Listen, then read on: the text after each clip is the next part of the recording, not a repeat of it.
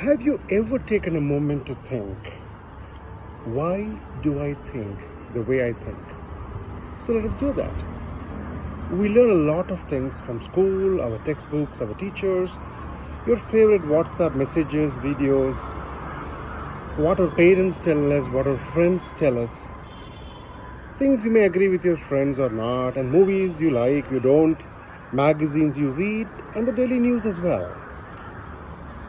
If you have observed, we all look at the same piece of information differently.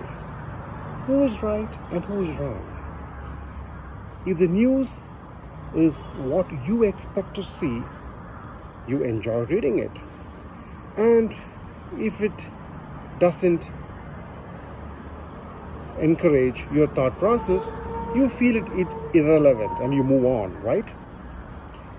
If you think about a disagreement you have had, have you tried to think through the eyes of the other person? Why do they believe in that? And also see whether what they say makes sense or not. This could be with your parents, friends, and teachers as well. To be aware of how you think is important.